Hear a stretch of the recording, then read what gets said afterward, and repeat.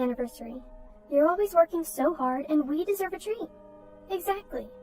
For our first wedding anniversary, I went all out and booked a room at a luxury hotel frequented by celebrities.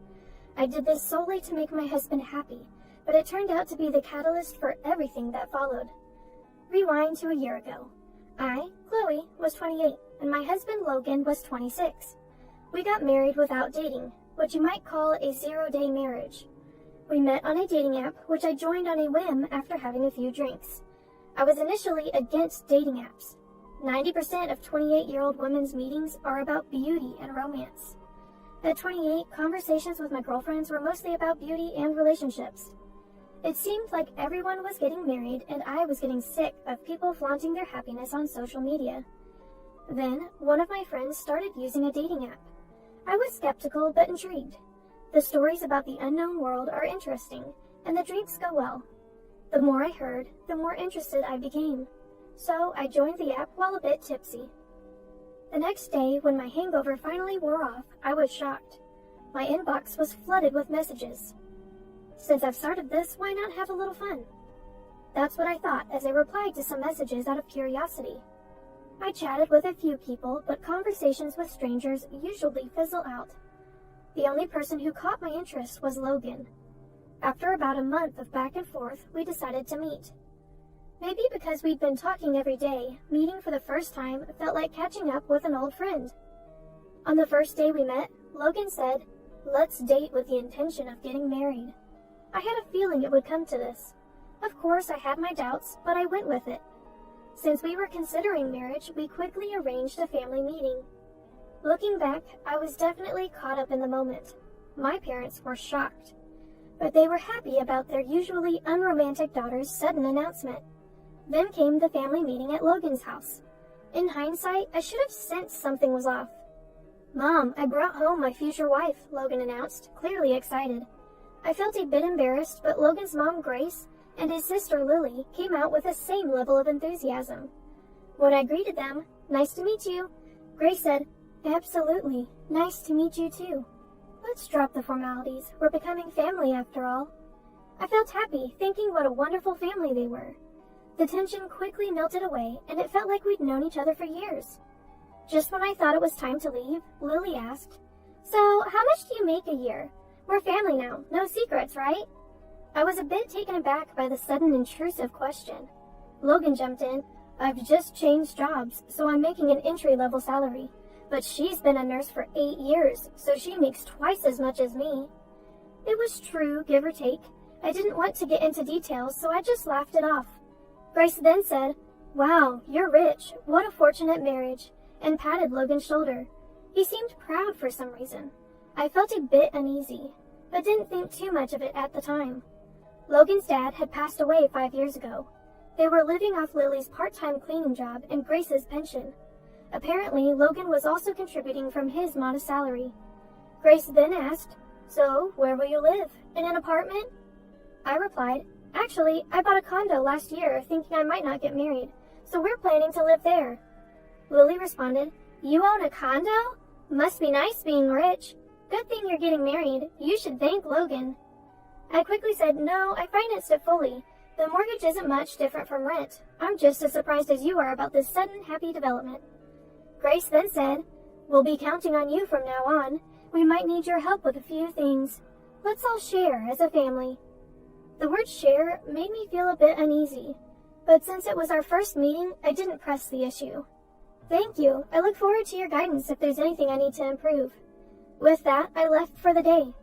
Neither of us likes to be the center of attention, so we skipped a wedding ceremony and just filed the marriage paperwork. Given my job, I rarely wear a ring, so a cheap one was fine. Of course, there was no engagement ring. The proposal wasn't what I dreamed of, but I accepted that this is how it goes. After getting married, we both continued to work hard. I was in charge of the finances. I started saving bit by bit, creating a small cushion for our lives. However, an incident occurred after 6 months of marriage. I noticed that $2,000 had been withdrawn from our account a few days earlier. The only person who could have done it was Logan. I confronted him that night. "Did you know $2,000 was taken from our bank account? If you didn't, we need to contact the bank." Logan looked startled for a moment. but quickly became defiant. I lent it to my mom because she said she needed it. It's just a loan, what's the big deal? It's my money too. I was furious and shot back. Why would you do that without telling me? We could have discussed it. Yes, it's your money, but it's also mine. When will it be paid back? Logan retorted, who cares? She's family. She won't run away. You're really annoying about money. Logan always gets cocky when we argue. Frankly, it's exhausting. But I had a suspicion. I'd seen Logan's mom tell him she'd won $300 on a slot machine, so I figured she was gambling. They're not struggling that much financially. They own their home, and there's a pension and Lily's part-time income.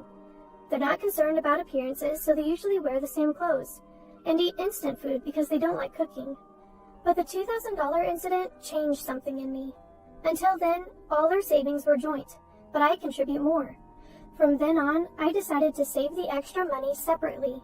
Still, I thought Logan was fine as long as the in-law situation didn't come up. He was working after all. Then came our first wedding anniversary.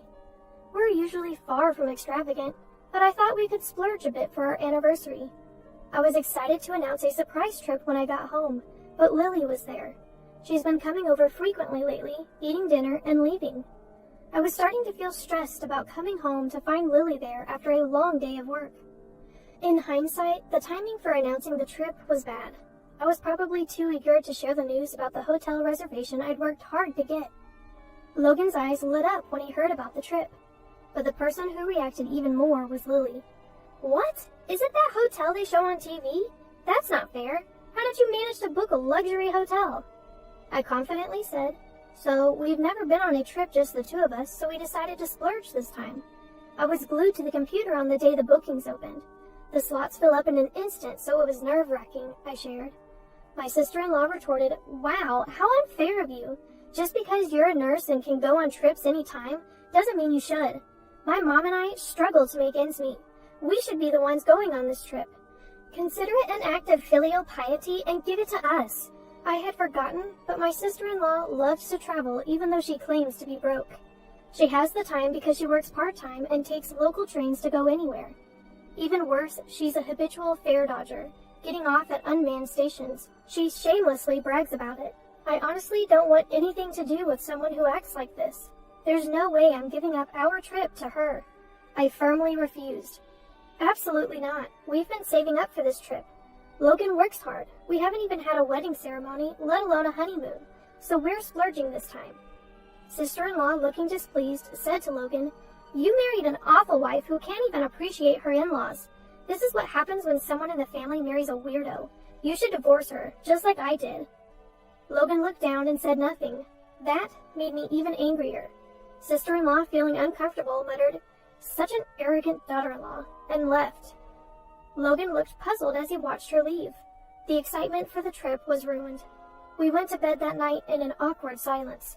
I usually feel better after sleeping on it, and I had no intention of dwelling on yesterday's tension. But then something unexpected happened. The next day, Logan said something unbelievable when I got home from work. I went to go on the trip with my mom and sister, just the four of us. I couldn't comprehend what he was saying. I was, of course, against it. I had noticed Logan's phone buzzing with texts late into the night. I'm sure sister-in-law and my mother-in-law had been filling his head with nonsense. Logan said, I never thought you'd be so heartless.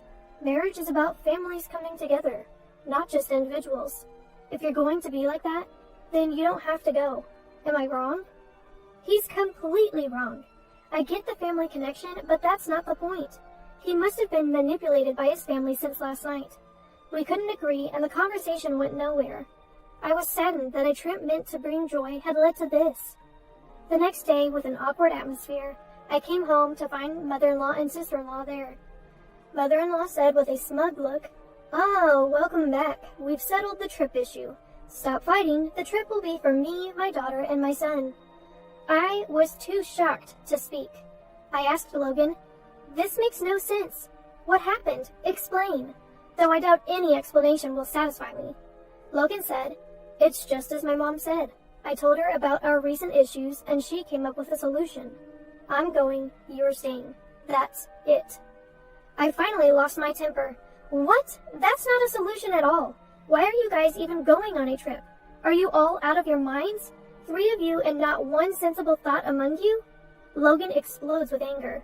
Watch your mouth. Your job is to work and bring money home. That's your only purpose in life. You're just a leftover nurse. That's why we got married. Just work and stop complaining. Yes, that's right. Logan shows his true colors as a psychologically abusive husband. He hurls insults like you'd see in a drama. I start to feel foolish for all the effort I've put in for Logan so far. My sister-in-law, who has been watching all this, says, "Well, whatever, we're going on that trip. Fighting won't solve anything. We're leaving, so make up already." I can't take it anymore. I can't stand how he's dependent on his mother and sister. I want to cherish those who cherish me, but I don't need to cherish Logan or his family anymore. My feelings have cooled off so much, it's like I've been dreaming this whole time. I don't want to go on a trip with someone I dislike so much. If your family is so important to you, I want a divorce. There's no point in being together anymore. Let's divorce just like Lily suggested. I can't think of any other way, I say. Fine. Let's talk about it seriously after the trip. For now, the trip is the priority. This is getting nowhere. I don't want to go on this trip anymore. I decide to give in and let his family have their way. When I tell Logan, he says, "I knew you'd understand. That's why you're my wife. I'll buy you a souvenir. You probably want some time alone, too. Just relax." Logan is excitedly calling his mother-in-law. His joyful laughter irks me. But that's okay. I've made up my mind. I contact the hotel and change the reservation to Logan's name. I even managed to change it to a trip for 3 people on the day of the trip. I take a day off to see them off. The 3 of them leave completely excited. They even bring suitcases for just a 1-night, 2-day trip. I can't help but laugh at the sight. Now, I'm super busy. I have a life-changing task to accomplish in these 2 days. First, I move all of Logan's belongings to a rented storage unit. I'm a minimalist, so I don't have a lot of luggage.